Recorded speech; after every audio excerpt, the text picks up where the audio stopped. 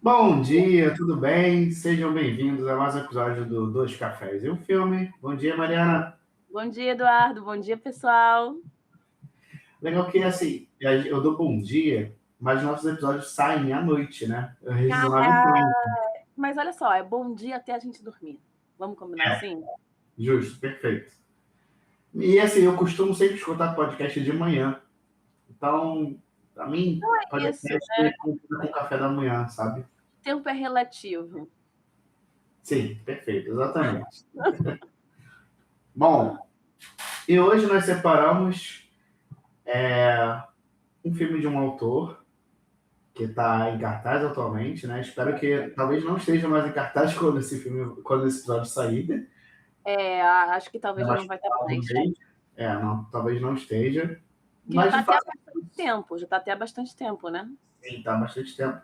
Mas vai ser um filme de fácil acesso depois, como os filmes desse autor são, porque é fácil encontrar em streaming, está sempre sendo exibido, é um autor bem querido.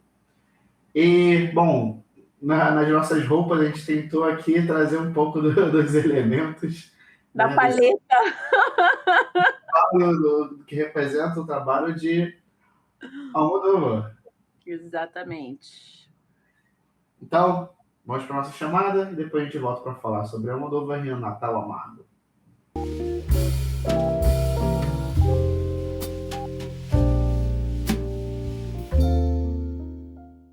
Bom, voltamos aqui, Mariana, para falar sobre Natal Amargo de Almodóvar, o novo filme, né, do Almodóvar, O filme do Almodóvar, exatamente, que está em cartaz. esperado bastante, sobretudo depois de Dor e Glória, né? Sim, É, o Almodóvar ele chegou a fazer ainda um curta-metragem, né, para Netflix. Esqueci o nome desse curta-metragem que tem. Não, depois de Dor e Glória, ele ainda fez Mães Paralelas. Sim, tem mais paralelas ainda. Tem o último que eu não assisti, que é o Quarto ao Lado. Lado, com a Tilda Swinton. E a Esse Tilda eu acabei pulando, eu não assisti o Quarto ao Lado. Esse eu também não assisti, ainda não assisti. O O último mais paralelas eu foi vi. Paralelas. Exatamente. E o curta também, eu esqueci o nome, totalmente o nome do curta, cara, que tem o Pedro Pascal. Eu nem vi. Que tá na Netflix, uma produção Netflix. E, bom, a gente já fala sobre Pedro Almodóvar, que é talvez um dos diretores que representam um, a autoria, né, no cinema. Talvez é um dos maiores representantes do que a gente pode dizer sobre a autoria. É alguém que tem uma assinatura muito própria no seu estilo de escrever, de filmar. Ele roteiriza os seus filmes também. E esse detalhe é fundamental para entender um pouco o Natal Amargo, né? O papel do Almodóvar como escritor, Sim. muito mais do que como realizador, mas como aquela pessoa que concebe as ideias, que absorve as ideias e vivencia elas. O autor mesmo, por isso que desde o primeiro momento você está falando, o autor que a gente vai falar, o autor não falou diretor, falou o autor. O autor, e o Almodóvar, ele conquistou esse espaço, né? Que poucos são os diretores que conseguem, ainda mais hoje, né? Com ocupar um espaço mesmo de ter uma certa liberdade criativa, uma liberdade de poder colocar ali a sua história, a sua assinatura, a sua forma de dirigir. O Almodóvar está em todos os filmes dele, está em todo espaço. Você reconhece o Almodóvar, seja pela direção de arte, você reconhece, né, o Almodóvar pelos roteiros, pelos temas que são abordados geralmente, e a forma de filmar. Então, assim, a autoria por estado, é o Almodóvar, né? Sim. E a gente vai Bom, falar hoje de Natal Amargo, né? Que é o último filme do Almodóvar, que ainda está no cinema aqui quando a gente está gravando o podcast, né? E Natal Amargo, assim, é um filme interessante, porque ele não fala só de memória ou autoficção, né? Que aparece assim logo no primeiro momento, e por isso essa ligação que fazem com Dor e Glória, né? Que foi aquele filme estrelado pelo Antônio Bandeiras, do Almodóvar. Mas ele é também um filme que fala sobre a linguagem cinematográfica olhando voltada para si mesma, né? Então tem um deslocamento ali da pergunta central. Não é o que é para se lembrar, né, no sentido da memória ou da autoficção, mas como o cinema produz aquilo que chamamos de memória. Ou seja, qual é a linguagem que o cinema utiliza para falar sobre a memória, para falar sobre si, olhar sobre si. É um filme basicamente metalinguístico ao extremo. Sim, é pura metalinguagem esse filme. E eu acho engraçado, aqui no IMDb, se você pega a sinopse do filme, geralmente as sinopses do IMDb são um pouquinho melhores, elas falam um pouco mais sobre a obra. Desse filme do Almodóvar está escrito assim: uma mulher é abandonada pelo parceiro no Natal. Isso descreve alguma coisa do filme para você? Nossa senhora, mas não descreve... Desculpa, gente, eu até me empolguei aqui. Nossa senhora, mas não me descreve nada. Inclusive, não faz sentido essa sinopse com o filme. É muito bom, né?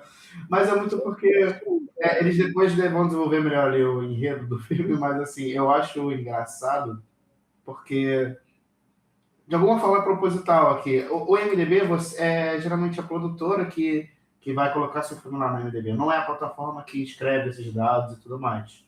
E você pode colaborar. E eu acho que esse mistério aqui sobre do que se trata o filme, porque eu fui totalmente cego, né?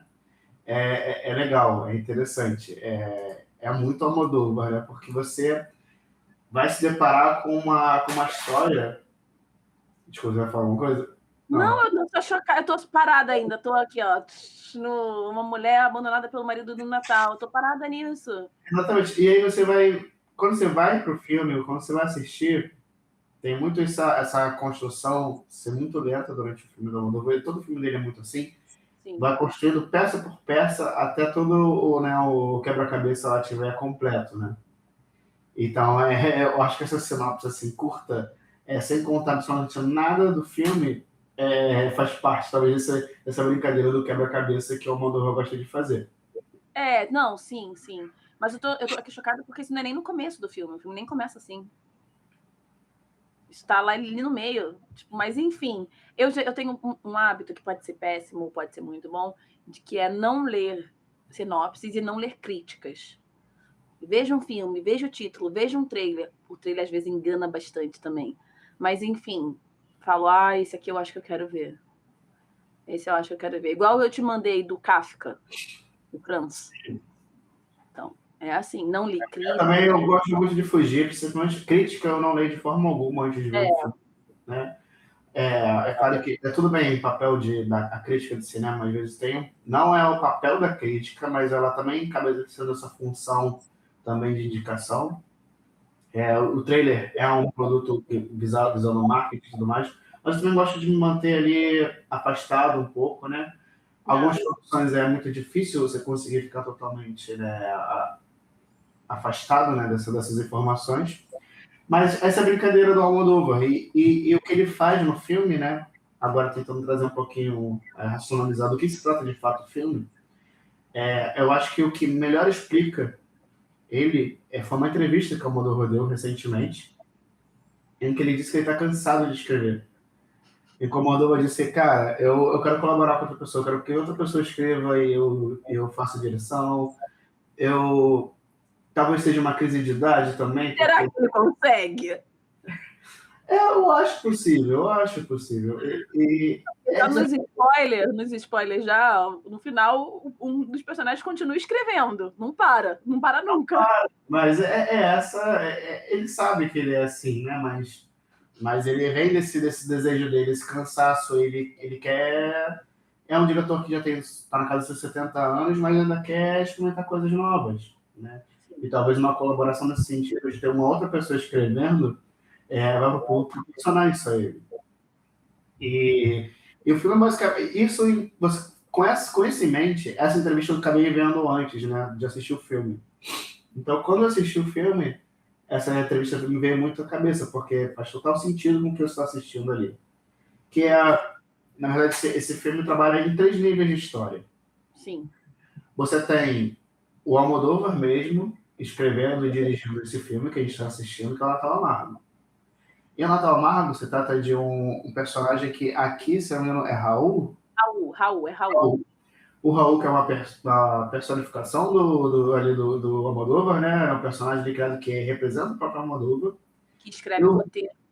Que é um escritor e ele está escrevendo um roteiro de um filme que será realizado. E esse filme que será realizado aparece também no filme. A gente acompanha principalmente essa história do roteiro que está sendo roteirizado pelo Raul, né? E o roteiro que está sendo roteirizado pelo Raul, que é o roteiro do Almodóvar, né? Então, tá entrando em várias camadas. O filme é o Almodóvar escrevendo sobre um cara que é ele, que está escrevendo sobre um filme, e esse filme é sobre uma escritora que está escrevendo um filme. Um filme. Né? Então, é um Inception. Inception total. É o filme que está sendo escrito um filme que está sendo escrito um filme. Dentro do filme, o roteiro dentro do filme, dentro do roteiro do roteiro. Nossa, demais. Isso e assim, é muito legal porque ele acompanha muito o que está acontecendo no... Vamos falar sobre... É difícil tentar colocar aqui, mas tentar organizar as ideias. Tem o filme A, que é o Natal Amargo, tem o filme B, que é o Raul que escreve, que é o... Caramba, não, calma aí. Calma, vamos lá, calma, gente. Calma, é complicado mesmo. O Natal Amargo é o roteiro do Almodóvar. Isso. No Natal Amargo tem o Raul, que está roteirizando um outro filme que aparece dentro de Natal Amargo. E como é que a gente pode chamar esse filme, só para poder organizar? Elsa, não é o nome da personagem? Elsa? Elsa... É a roteirista. Então, isso. O Raul está roteirizando um filme de uma diretora, que é a Elsa. Que esse filme da Elsa vai aparecendo também dentro de Natal Amargo. Isso. Né? E a Elsa está roteirizando um outro filme. A história da Elsa é sobre ela roteirizar um filme. E aí eu acho que o fio condutor de toda a trama é o filme da Elsa. Né? É o que a gente acompanha mais, inclusive. Só que o filme da Elsa, ela é uma ficção. Ela é pura ficção. Né? Dentro do universo estabelecido pelo filme. O Natal Amargo estabelece uma realidade, que é a realidade do Raul. Só que a gente acompanha mais a Elsa, que é uma ficção da realidade do Raul. Isso. E essa ficção da Elsa, ela é reflexo do que o Raul está vivendo ali na realidade do filme. Que a realidade extra-filme é a realidade do Almodóvar. Né? Dentro da realidade do filme, o personagem do Raul, que é o Almodóvar, ele está vivenciando um momento na carreira e ele já é um diretor consagrado, um diretor que ele mesmo coloca que o melhor que eu poderia ter feito eu já fiz na minha carreira, né? É o desabafo ali direto do próprio Almodóvar. E ele está em contato, ele tem uma separação, né, a nível profissional, né, de uma... Se não me engano, não sei se ela... Parece uma assessora ali. A assessora dele, que cuida da vida dele, sabe de todos os processos dele, e ele fala que ela é a melhor leitora que ele já teve. Só que ela tá... Que é a Mônica. Que é a Mônica. E ela tá... vai sair, ela pede demissão, né? Pede para se desvencilhar do Raul, porque ela quer viver, ela tem que resolver algumas coisas, uma amiga passou por uma perda recente, ela quer cuidar daquela pessoa, né? E o Raul, ele tá nessa crise de escrever, ele não sabe escrever, ele está tentando engatilhar a história fictícia da Elsa. E tudo que ele vai convivendo ali com a personagem da Mônica, a ex-assessora dele, ele vai colocando na história.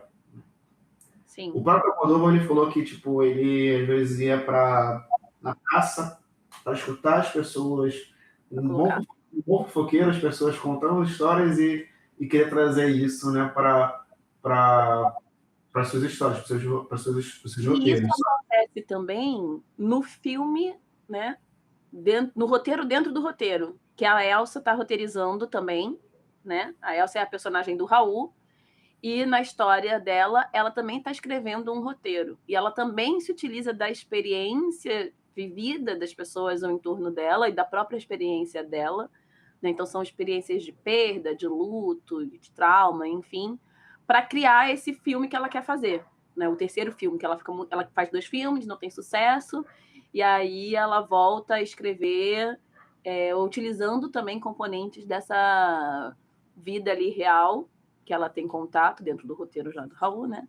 Mas utilizando no roteiro dela, desse terceiro filme. Sim. E aí, eu lembro muito, é uma entrevista que eu vi da Lauryn Hill, ela falando que ela fez, né, o Miss Education lá em 2000, o álbum Miss Education, e assim, depois disso ela parou de produzir. Ela não, e ela, assim, o Miss Education ele veio dando todos os prêmios possíveis, só tem hino naquele álbum, e quando perguntada sobre por que ela ficou tanto tempo em ato, ela falou, olha, um artista de tudo ele precisa viver, ele precisa ter experiências de vida. Eu não tenho como ficar trancada em estúdio, de estúdio sair fazer turnê, porque eu não estou vivendo, eu não estou vivenciando, então assim, eu não tenho nada a dizer. Quem faz muito assim também é a Adele, né? A Aí, Adele. aí que tá, eu não conheço a carreira dela, eu não sei se ela escreve suas músicas, eu não sei se ela é só uma intérprete ou se ela é compositora também. Não, eu não sei se ela compõe, mas ela dá sempre esses interstícios assim longos na hora de Sim. lançar um álbum e fazer uma turnê. E aí que tá, eu não sei se qual a natureza disso, talvez ela só Ah, seja, né? O não caso sei. da Laurinha é que ela exatamente respondeu que esse ato é, cara, eu não vou fazer nenhuma criação artística sem viver, sem experimentar a vida, porque Compor mesmo, né? porque é isso. De onde vem a criatividade, né? De onde vem essa necessidade de criação? E antes de tudo vem na vivência, da experiência da vida, de interpretar a vida, né? Senão, o que seria É, ela? é. O Então, Natal Marco, eu acho que ele também trabalha um pouco nessa chave, né? Tipo, os total. personagens, ele mostra esse esgotamento tanto do Raul quanto da Elsa, né? Um esgotamento assim de estar sempre fazendo, de estar sempre trabalhando muito, né? No caso da personagem dela, não é nem no trabalho da criação, mas no trabalho da criação do cinema, mas ela trabalha com publicidade, né? Então Isso. faz campanhas publicitárias, e aí ela está sempre ali imersa, trabalhando, e como isso leva ela a crise de ansiedade, de pânico, que é também o que vai dar start também aí na história. Uhum. Mas uma coisa que eu também acho interessante do filme, e aí pensando muito em Dor e Glória, porque eu acho que era um filme que eles esperavam, tipo, tá com expectativa de conexão, porque também é um filme que fala sobre essa construção, né, da memória, do cinema e tudo mais, porque se eu não me esqueço, o personagem do Antônio Bandeiras é um... É o Almodóvar. É o Almodóvar, né? Sim, É a história da mãe e como ele transforma o luto ali em linguagem, né? sim. Então eu acho que assim tinha um pouco dessa expectativa, né? De uma dimensão meio testamento, né? Do cineasta ali, o confronto com o passado, né? Que a gente vê no Dor e Glória, a questão do luto, o tema da mãe, que é muito presente também em todos os filmes, ou praticamente todos os filmes do Almodóvar, né? E esse cinema aparecendo, essa linguagem do cinema aparecendo como um espaço, um lugar de reconciliação, né? Do lembrar que é sofrer, mas que também é recompor de alguma maneira essa vida. Né?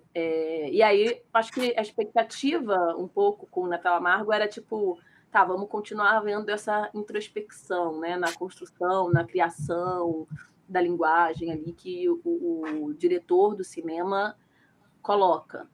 E eu acho que o Natal Amargo ele desloca um pouco isso, essa expectativa, né? Porque não é um filme que fala apenas sobre se lembrar e sobre como dar linguagem, construir, remontar e se lembrar. Ele mostra também, talvez muito mais do que, não, talvez não, com certeza muito mais do que em Dor e Glória, que o lembrar ele é construído, esse lembrar ele é construído cinematograficamente. E por isso essas camadas do real, do extra-filme, do real no filme e do roteiro dentro do roteiro do filme muda. muda tudo aí, né? Porque não é diferente de Dor e Glória, que o lembrar tá ali, a representação do diretor lembrando e criando uma linguagem no cinema, que é a linguagem dentro da linguagem e a lembrança sendo construída cinematograficamente. Sim. Porque eu acho que no Nato Amargo, de fato, o exercício dele, a pena dele é sobre esse processo dele, né? Enquanto no Dor e Glória, que parece tipo uma continuação, parece que o filme é a continuação de outro. Tanto que o personagem do Antônio Bandeiras não é o mesmo nome, é o Salvador, que representa o Almodóvar, né? Mas a caracterização do personagem do Salvador é igual à do Raul, no Nato Amargo. Né? Talvez só não conseguiu a agenda para o Antônio Bandeiras fazer o mesmo personagem. Não, acreditamos a gente tentar ter feito isso. Só que no Dor e Glória, assim, e que é uma parada legal, enquanto você vê os flashbacks sobre a mãe dele, com a Penélope Cruz, em nenhum momento você acha que aquilo que é um filme, aquilo ali. Só no final do filme, em que a câmera se afasta, que você vê que é um set, né? Uhum. E aí você reconecta com tudo que você foi assistindo sobre a questão da criação, lidar com o outro, lidar com esses sentimentos que o personagem do Bandeira estava passando, né? E aí você dá esse estalo, caraca, ele está falando sobre ele ter que escrever esse filme que a gente estava assistindo aqui, que a gente não sabia que estava assistindo. Né? Já no Natal Amargo, a gente sabe que está assistindo. Tá, logo de cara você sabe que você está assistindo e pula de um para outro, vai caminhando da ficção para a realidade do universo do filme, né? Então tem um pouco essa diferença, porque acho que de fato o exercício do Almodóvar aqui, a vontade dele era sempre falar sobre esse esgotamento, porque assim não é só sobre esse processo dele de vivenciar as coisas e colocar em tela, né? Mas é muito sobre a responsabilidade dele perante essas decisões que ele toma. Porque ele se trata como um babaca ali. Né? Ele verbaliza isso, né? E a atitude que o Raul toma com a amiga, você está questionando, né? O Raul, cara, como é que direito ele tem de ter pego esses representar a vida do outro, né? Até onde vai essa liberdade artística, até onde ele tem o direito de fazer isso, né? Então, essa crise ética que ele está passando ali, sem dúvida nenhuma, ele passou por episódios assim, na vida particular dele, né? É a impressão que fica. Porque eu acho que chega num ponto em que é isso, né? Uma questão, para além de estética, também ética, no sentido de que o cinema ele não vai estar reproduzindo ali a vida, né? A linguagem cinematográfica ela não está reproduzindo a vida dessas pessoas especificamente como elas foram vividas, né? Mas se utilizando dessas vivências, dessas experiências, ele produz a forma como essas vidas podem ser lembradas, né? Inclusive, tem a discussão do Raul com a amiga sobre isso, sobre como ele se apropria da vida dela ali para poder narrar e construir o filme dele, o roteiro dele. E também acontece isso dentro do roteiro do filme dele, né? Tem a discussão da Elsa com a amiga dela, justamente porque ela se vale de experiências ali vividas, né, da amiga dela, acho que é Patrícia o nome, enfim. Isso mesmo. Que tipo, você não pode fazer isso, você não pode usar dessas minhas questões, desses meus problemas para escrever. Não tem essa como ela fala, uma inspiração, porque no final, tipo, você está falando aí de mim. Tipo, eu vou me ver, meu marido vai se ver, sabe? Tipo, não dá. Que é a mesma questão que o Raul tem com a amiga dele, né? Com a Mônica. Uhum. O que prova que ele estava ali, independente de ele ter existido esse questionamento, né, interno do Almodóvar, de tipo, realmente até que ponto eu posso fazê-lo, ele continua fazendo. É mais forte do que ele. Né? E isso eu acho interessante desse negócio de continuar fazendo desde o início. Porque falar tem que colocar um fim, né? Você coloca um fim, escreve o fim e tal. E aí tem uma parte do filme que ele escreve fim. E aí ele fala, o Raul, o personagem do Raul, escreve fim no roteiro. Aí ele fala, não, mas tá faltando alguma coisa. Aí volta e apaga. E aí continua a história prolongando. E o filme termina um pouco aberto nisso também, né? Do tipo, calma, eu ainda tô escrevendo, ainda não terminei. Então, tipo, continua ali e esse processo criativo de elaboração ali não para, tá sempre em continuidade. Uhum.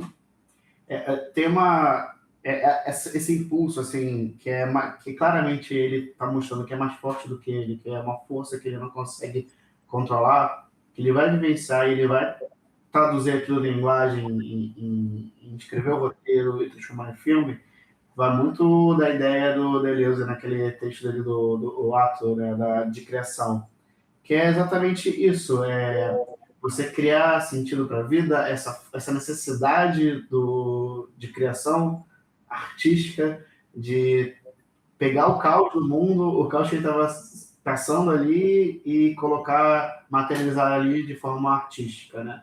Então, é exatamente o que está acontecendo ali em tela. Tanto que é engraçado, porque a cena, então, ali, que ele está na praça, né, ou numa cafeteria, não, ele está numa cafeteria, tanto que falam que ele está fechando o café. E ele está frenético escrevendo exatamente o que ele acabou de passar com a ex-assessora dele. Ele está ali desesperado, não, calma aí, que agora eu entendi sobre o que se trata no filme. Vou reescrever esse filme.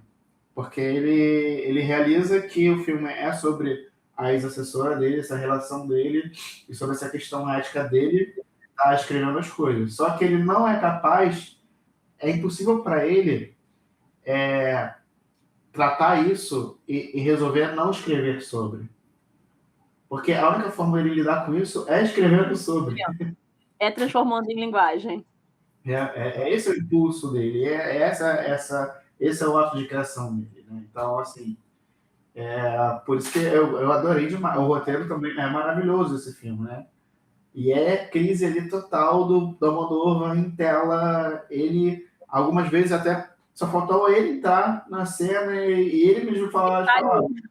Só faltou isso, porque é tudo muito direto, muito, muito aberto. Assim. Isso que você falou, eu acho que é um pouco assim, não é exatamente isso, mas tem um pouco naquela questão do narrador do Walter Benjamin, né? Que a experiência ela não é algo que é simplesmente transmitida, né? Ela é transformada em narrativa. Ela precisa ser transformada em narrativa, porque aí é isso. O narrador ele não está preservando ali o que foi vivido. Ele está organizando, ele está reorganizando o que foi vivido para dar sentido àquilo. E é um pouco isso que a gente vê no filme, né? Ele está o tempo inteiro ali, essa necessidade de narrar para dar sentido ali às experiências. Uhum, sim. E é isso, cara. O Almodóvar, ele... Que bom que a gente tem um diretor que tem, como a gente falou lá no início, né, esse espaço de autoria, esse espaço de poder fazer a criação dentro do universo dele e ter espaço, a gente estava falando no nosso último episódio sobre distribuição, sobre acesso e salas de cinema.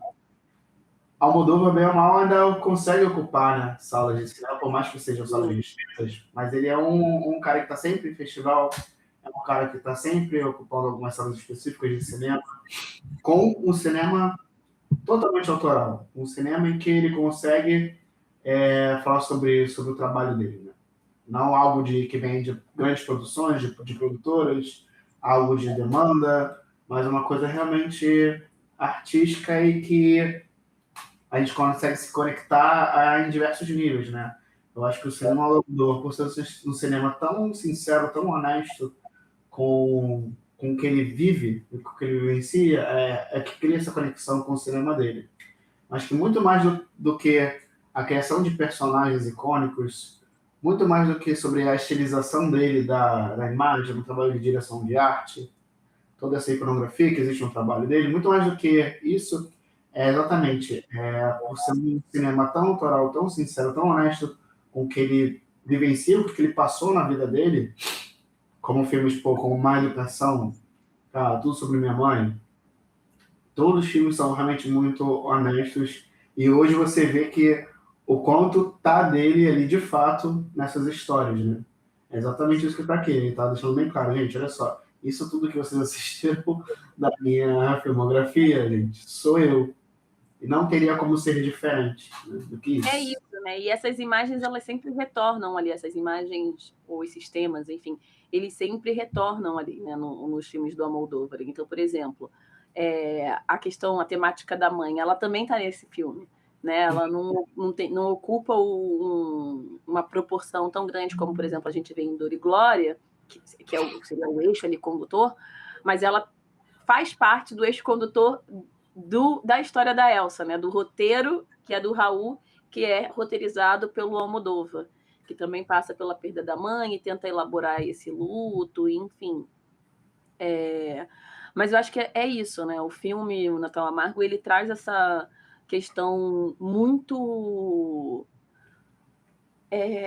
não só técnica, né? Não apresenta só tecnicamente essa metalinguagem, mas também de uma forma poética, né? Porque você pode falar sobre como o cinema é feito de outra maneira, né? E ele mostra isso, acho que poeticamente, nessa construção de montagens de níveis diferentes de vivência, do extra, que é o real, do real, que na verdade já é ficcional, e do ficcional do ficcional. Né? E dentro do ficcional, ela está escrevendo também outra ficção.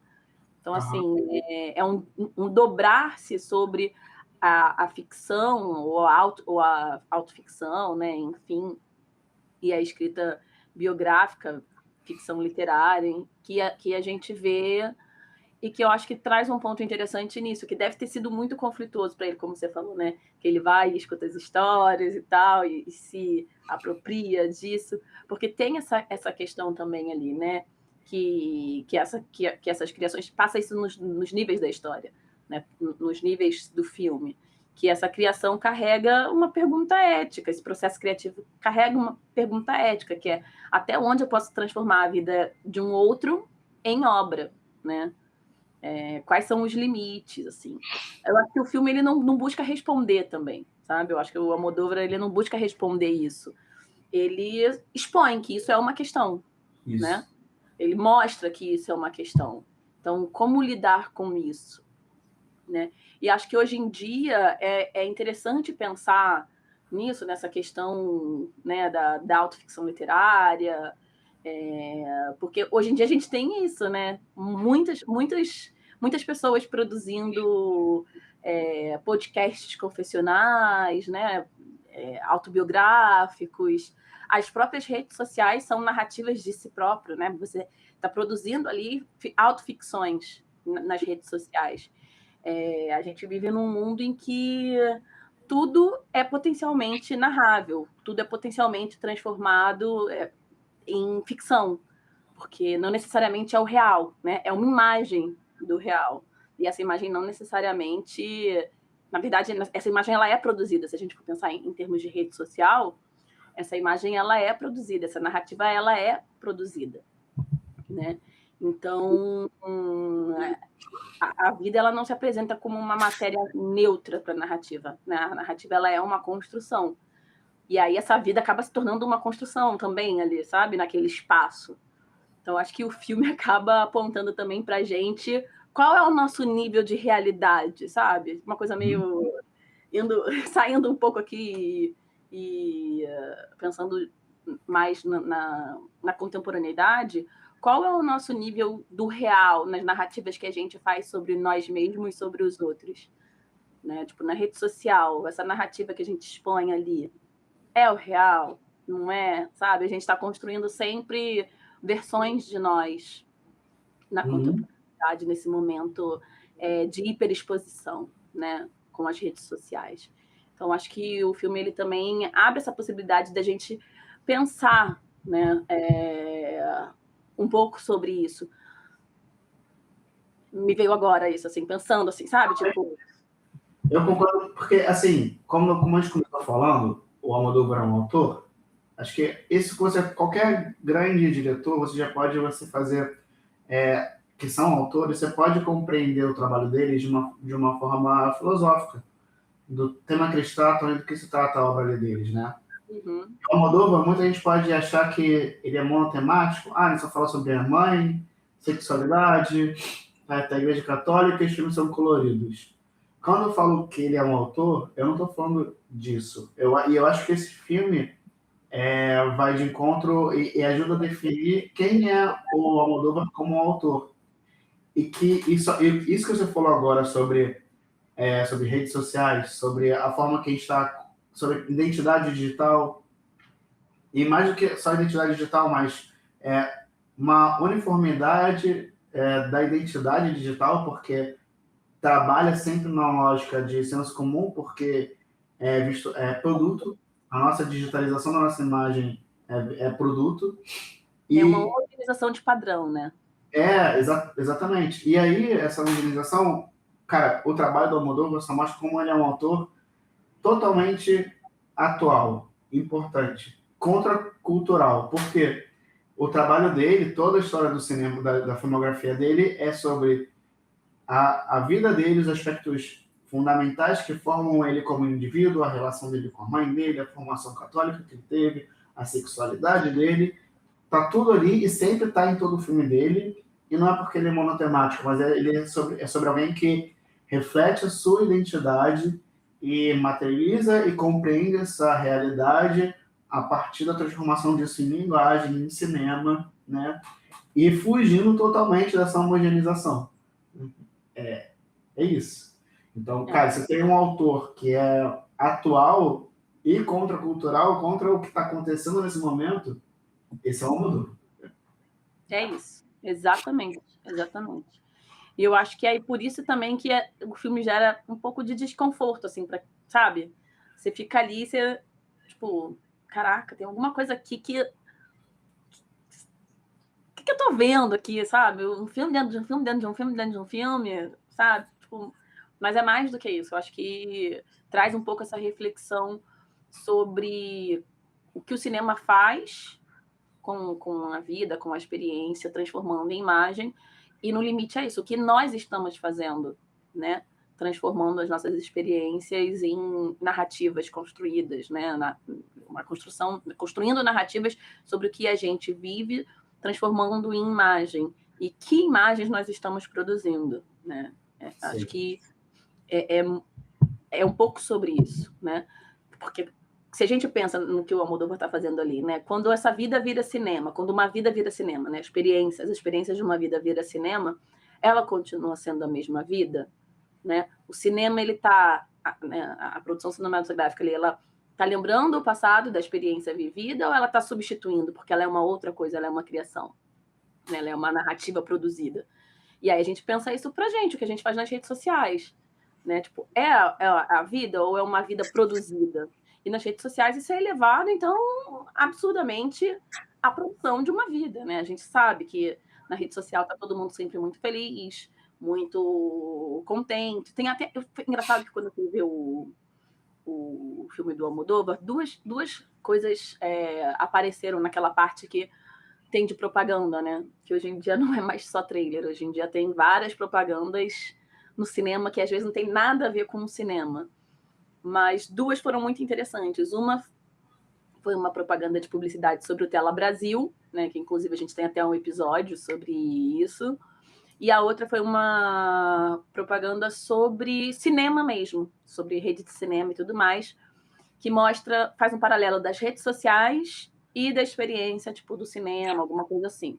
E aí, como que era, mais ou menos? Tipo, são vários cortes de pessoas aparecendo na rede social e o número de seguidores. Então, tipo, aparece lá um cara fazendo comida, né? Todo feliz no vídeo, aí mostra não sei quantos mil seguidores. Aí, tipo, ele para de gravar o vídeo, ele todo triste. Aí uma outra mulher na beira da piscina, tipo, sem menor paciência, pega o celular e aí ria, faz um vídeo assim, e não sei quantos seguidores. Aí para de fazer o vídeo, nossa, tipo, meio que saco tá aqui, sabe? E aí mostra uma criancinha, né? E aí, enfim, também tem uma questão lógica por ser uma criança, né? Ali e tal. Tipo, na fila do cinema, aí aparece a mãe dando uma pipoca para ela e fulana, uma seguidora. E aí, de repente, chega um cara e tal, e aí as duas fazem uma cara feliz e tal, aí bota 2 seguidores. Aí aparece dentro da sala do cinema a menina, provavelmente ali com os pais, imagino eu, né?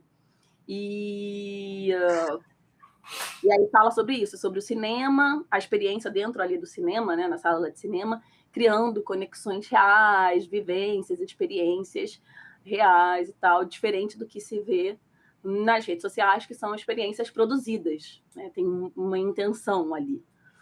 Então, acho que foi uma boa propaganda, publicidade do cinema, nesse sentido, pensando na contemporaneidade das redes sociais, como essas relações também criadas nas redes sociais, elas às vezes são muito pueris, né?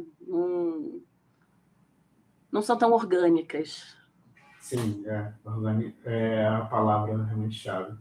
É isso, cara. Eu gosto realmente, principalmente porque é um filme que, quando você geralmente fala assim que é um filme metalinguagem, geralmente as pessoas já associam como é um exercício muito interno sobre cinema e de quem anda a arte, mas não é isso, né? E vários filmes, assim, como metalinguísticos, eles às vezes não são necessariamente assim. Você pega e abordagens totalmente diferentes. Por exemplo, o Monty Python ele é muito metalinguístico. O Monty Python ele está brincando com essa metalinguagem. Né? Eles fazem piada com isso. Tem um outro filme também que é muito semelhante sobre essa questão da escrita, só que ele trabalha em outra frequência, assim, em outro assunto, que é o Adaptação. Você já viu, do Charlie Kaufman? Não. O Charlie Kaufman que escreve o Quero Ser John Malkovich. Ele escreve outros filmes nos anos 2000. Ele vira um roteirista muito requisitado, né, de Hollywood. Só que é isso, né? E acho que uma reflexão sobre de um estadunidense sobre a escrita não poderia ser diferente. Ele só tá, meio que o filme que ele está escrevendo, é também isso. Ele está escrevendo, o Charlie Kaufman escreve o Adaptação, que é sobre um irmão gêmeo, o personagem que é ele mesmo, ele tem um irmão gêmeo, ele cria um irmão gêmeo dele, e aí ele fala, não, eu sou o Charlie Kaufman mesmo.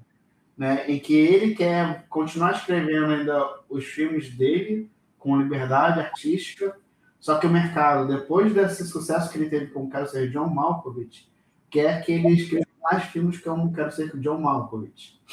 E aí o irmão gêmeo dele, que nunca escreveu porcaria nenhuma, começa a escrever filmes como o mercado quer e começa a deslanchar na carreira.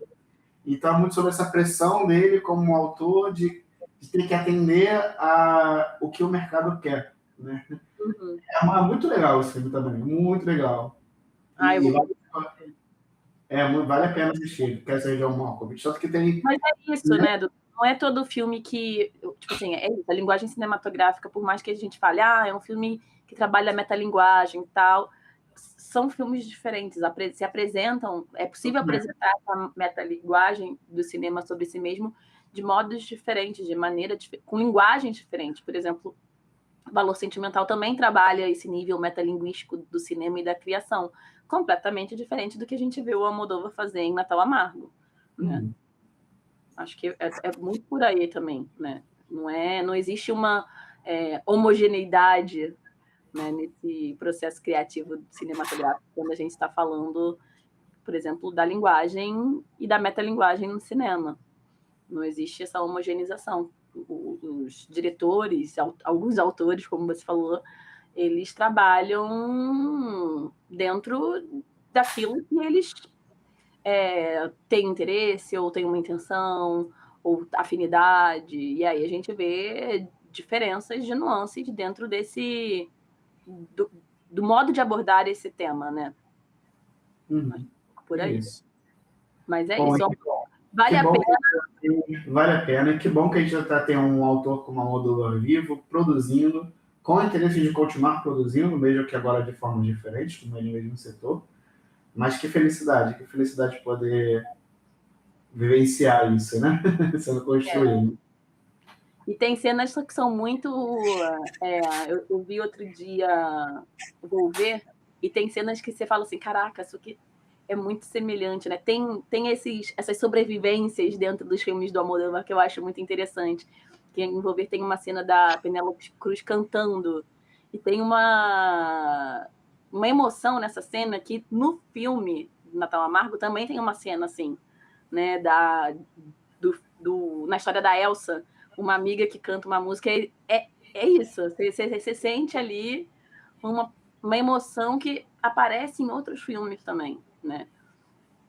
Que são canções que dialogam diretamente ali com a narrativa dos filmes.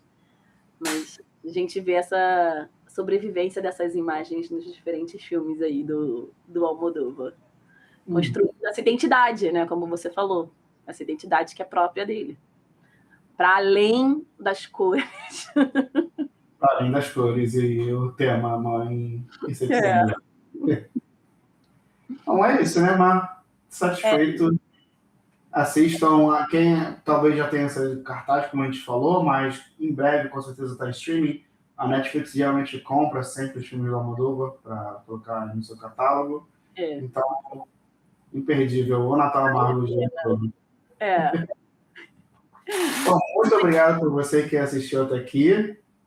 Mais esse episódio. Muito obrigada pela participação. Bom dia, boa tarde, boa noite. Bom dia, boa tarde, boa noite. Muito obrigado. E até a próxima. Beijo, Eduardo. Beijo, pessoal.